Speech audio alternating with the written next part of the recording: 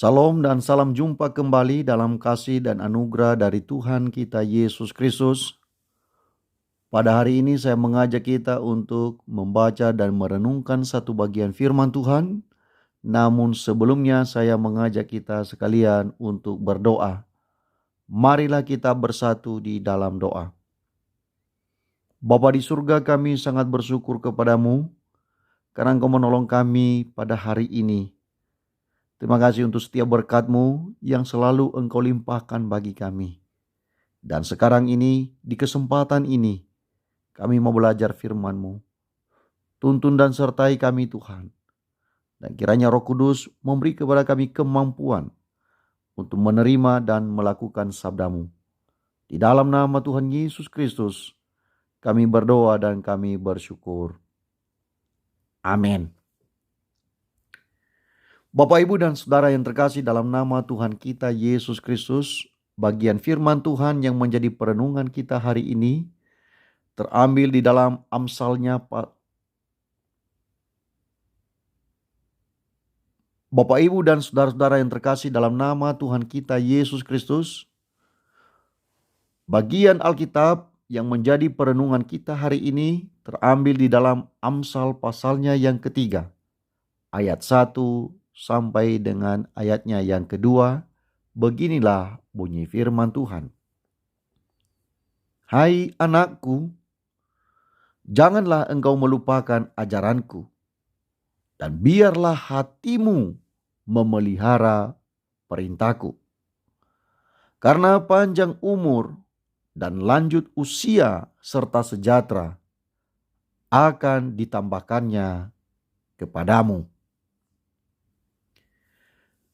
Bapak, Ibu, dan saudara sekasih, kitab Amsal memuat banyak nasihat dan didikan.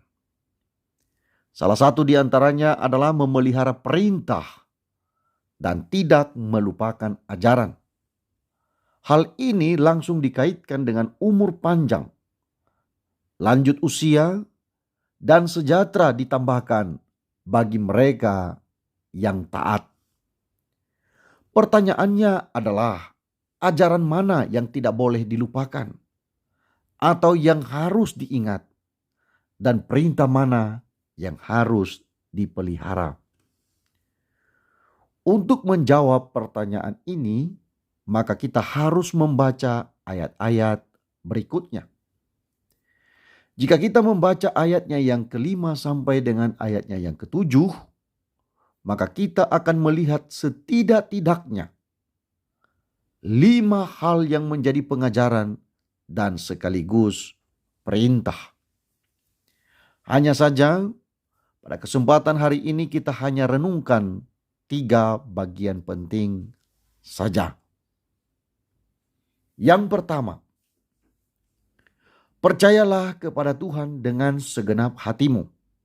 Sekali lagi, percayalah kepada Tuhan dengan segenap hatimu. Percaya kepada Tuhan seringkali bertentangan dengan pengertian kita. Percaya kepada Tuhan seakan bertolak belakang dengan pikiran dan rasio kita. Semua ini dapat terjadi karena kita sulit memahami maksud dan rencana Allah bagi kita. Kita sebagai manusia yang diciptakan oleh Tuhan memiliki banyak keterbatasan. Pikiran atau pengertian kita seringkali dipengaruhi oleh situasi, emosi, kekhawatiran dan ketakutan, serta hawa nafsu. Itulah sebabnya kita tidak dapat dan tidak boleh mengandalkan pengertian kita sendiri. Namun, jika ada orang yang terus-menerus bersandar pada pikirannya sendiri, maka orang tersebut harus bersiap-siap untuk menghadapi masalah yang lebih rumit dan lebih besar. 2. Janganlah bersandar kepada pengertianmu sendiri. Sekali lagi, janganlah bersandar kepada pengertianmu sendiri. Sungguh sangat membahagiakan bila kita mempercayai Allah dengan segenap hati kita. Mempercayakan seluruh hidup kita kepadanya tanpa harus mempertanyakan ini dan itu. tetapi sungguh-sungguh berserah dan berjalan dalam pimpinan Roh Kudus.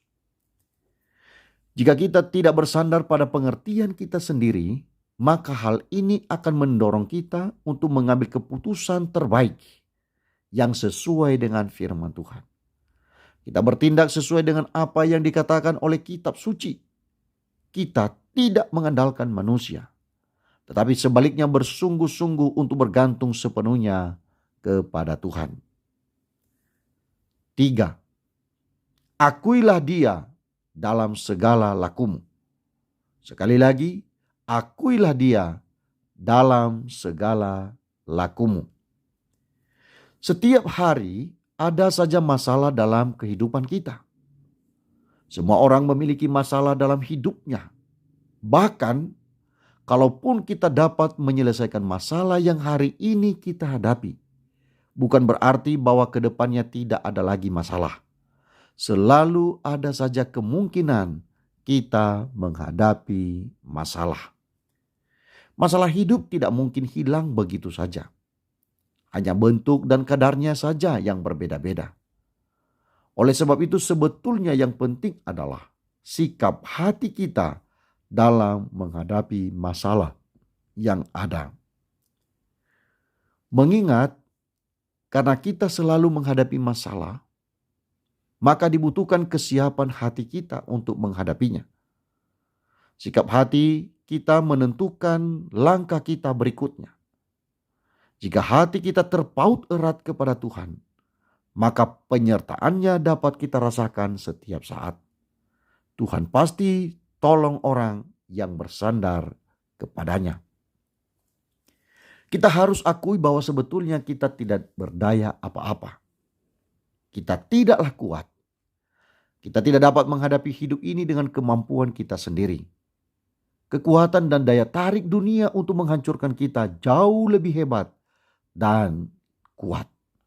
Namun kekuatan Tuhan di atas dari semuanya itu. Hanya orang yang mengandalkan Tuhan yang selalu kuat untuk menghadapi setiap beban, pergumulan dan persoalan. Karena itu andalkanlah Tuhan dalam hidupmu. Bersandarlah kepadanya. Itulah tindakan bijak di tengah kesulitan. Dengan demikian kita beroleh sukacita penuh yang memampukan kita bagaikan bernyanyi riang dan menari menjalani hidup yang sementara dan fana ini. Tuhan Yesus memberkati kita sekalian. Amin. Marilah kita berdoa. Kembali kami naikkan pujian dan syukur bagimu ya Tuhan, karena Engkau sudah menolong kami hari ini.